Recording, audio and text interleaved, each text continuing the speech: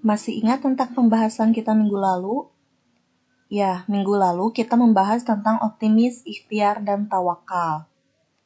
Lalu, di minggu ini kita akan melanjutkan pembahasan mengenai beriman kepada kodo dan kodar. Apa sih arti iman itu? Ya, iman artinya adalah percaya.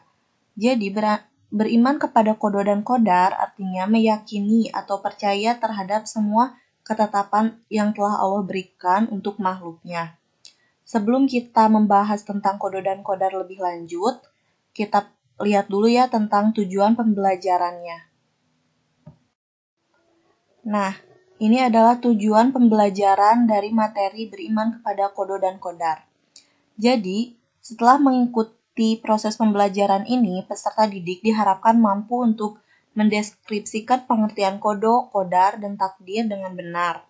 Kemudian menunjukkan dalil iman kepada kodo dan kodar dengan benar, kemudian menyebutkan macam-macam takdir dengan benar, menjelaskan contoh takdir mu'alaq dengan benar, menjelaskan contoh takdir mubrom, menjelaskan manfaat beriman kepada kodo dan kodar, serta menunjukkan contoh perilaku beriman kepada kodo dan kodar dalam kehidupan sehari-hari. Kita lanjutkan tentang pengertian kodo dan kodar ya. Nah, sekarang kita bahas tentang pengertian kodo. Kodo menurut bahasa artinya hukum, keputusan, ketetapan, atau kehendak. Sedangkan menurut istilah, kodo artinya ketetapan Allah terhadap segala sesuatu sejak zaman azali. Lalu apa sih yang dimaksud dengan zaman azali ini? Zaman azali adalah zaman ketika segala sesuatu belum tercipta. Jadi, sebelum Allah menciptakan segala sesuatu itu, Allah sudah menentukan ketetapan-ketetapannya. Misalnya, sebelum Allah menciptakan manusia, Allah telah menciptakan ketentuan terhadap manusia sendiri, seperti ajalnya, rezekinya, dan lain sebagainya. Sekarang kita bahas tentang kodar. Kodar menurut bahasa artinya kepastian, ukuran, kekuasaan, atau perwujudan kehendak. Secara istilah, kodar artinya perwujudan kehendak Allah terhadap semua makhluknya dalam ukuran dan bentuk-bentuk tertentu sesuai dengan rodah atau kuasanya. Istilah kodo dan kodar ini lebih sering kita kenal dengan sebutan takdir. Takdir ini terbagi dua, ada takdir mu'alaq dan takdir mubrom. Takdir mu'alaq yaitu takdir yang dapat diubah atau dapat diusahakan dengan ikhtiar manusia. Contohnya, kepandaian. Seseorang jika ingin pintar, maka dia dapat berusaha agar menjadi pintar. Usahanya dengan apa? Dengan belajar tentunya ya.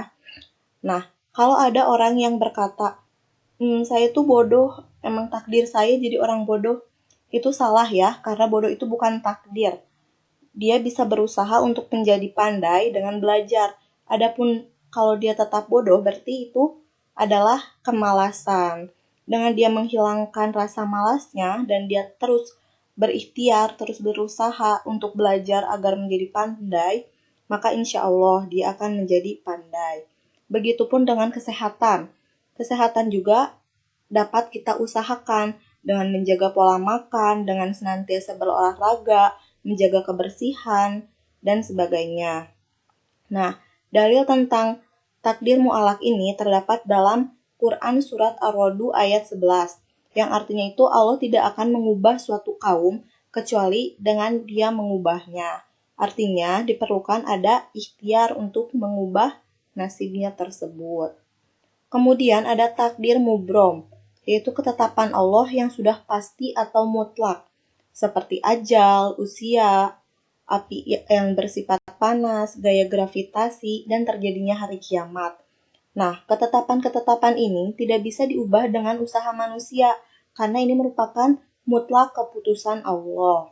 Dalilnya terdapat dalam Quran Surat Al-A'raf ayat 34. Ini tuh tentang adanya ajal bagi setiap manusia atau bagi setiap makhluk Allah yang bernyawa. Kita lanjutkan pembahasannya ya. Sekarang kita lanjutkan pembahasan tentang dalil mengimani kodo dan kodar. Ada beberapa ayat Al-Quran tentang kodo dan kodar. Yang pertama, Quran Surat Ar-Ra'd ayat 13 yang berbunyi wa kullu syai'in indahu bimiqdar. Artinya, dan segala sesuatu itu ada ukuran di sisinya.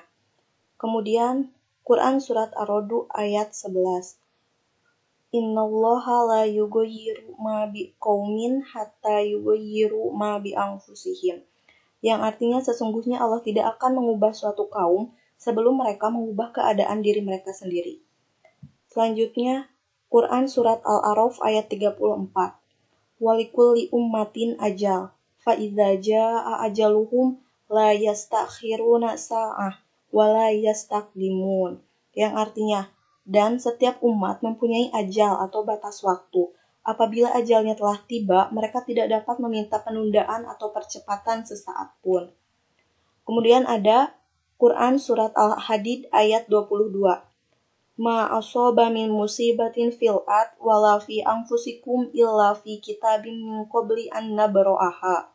Yang artinya tiadalah suatu bencana yang menimpa bumi dan pada dirimu sekalian, melainkan sudah tersurat dalam kitab Lauhul Mahfuz sebelum kejadiannya. Nah, ini merupakan hadis tentang qada dan qadar. Bisa dibaca ya.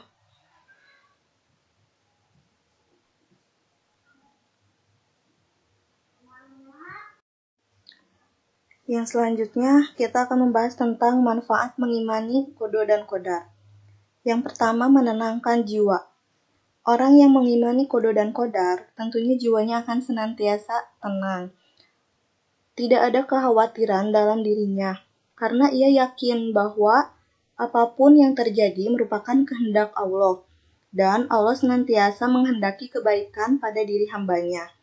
Yang kedua, senantiasa bersabar dan bersyukur. Yang ketiga, menumbuhkan sikap optimis. Seorang yang beriman kepada qada dan qadar akan memiliki sifat optimis. Kegagalan dalam meraih cita-cita tidak membuatnya berputus asa. Justru sebaliknya, ia makin bersemangat berusaha untuk mewujudkannya. Ia yakin setiap kegagalan pasti ada pelajaran yang berharga. Yang terakhir adalah menjauhkan diri dari sikap sombong. Orang yang beriman kepada qada dan qadar, bila memperoleh keberhasilan, ia menganggap semua itu adalah karunia Allah Subhanahu wa Ta'ala.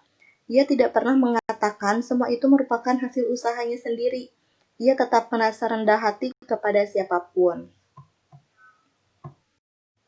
Alhamdulillah, pembelajaran kita hari ini telah selesai. Tetap semangat belajar ya. Baca bukunya dan kerjakan tugasnya. Langsung kerjakan supaya tidak menumpuk nantinya. Wassalamualaikum warahmatullahi wabarakatuh.